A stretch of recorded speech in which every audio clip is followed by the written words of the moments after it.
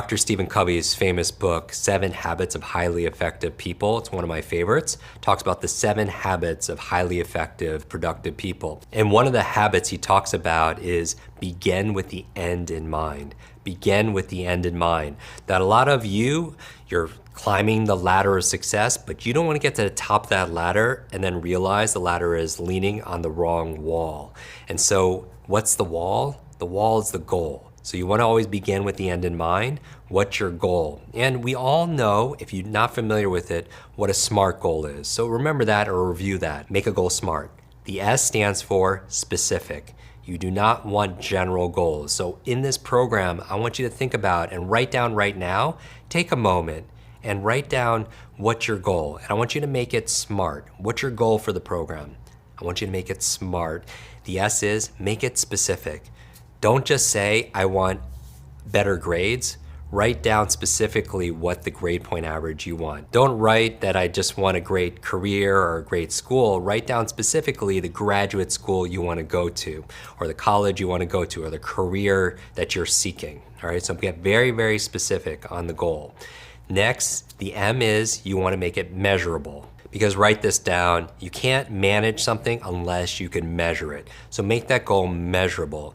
The A is you want this goal to be action-oriented. Action-oriented. Some people believe the A stands for attainable. Attainable. Either one of those, I could get behind. But make it attainable, make it action-oriented. Now the R in SMART stands for realistic.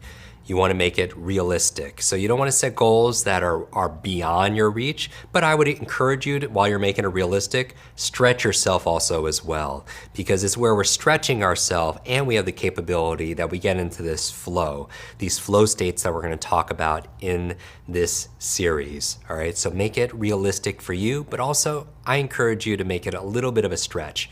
And then finally, the T in SMART, when you're making SMART goals, the T stands for time bound, because they say a goal is nothing but a dream with a deadline. So it's not a goal unless you could put a date on that goal. When are you gonna finish this by? Because we work really well with constraints. Constraint of time or money or energy forces concentration, creativity, and commitment. So what is your time frame for this goal? So again, what is the SMART goal? The S is make it specific. M is what? Say it out loud. Remember, we're making this interactive. The M is measurable. The A is attainable or action-oriented. The R is you want to make it what? Realistic. And finally, the T is time bound. Good. That's the G. The GPA, the formula for getting anything you want, have a goal in mind. Now, what is the P? The P stands for purpose. Purpose. Because here's the thing.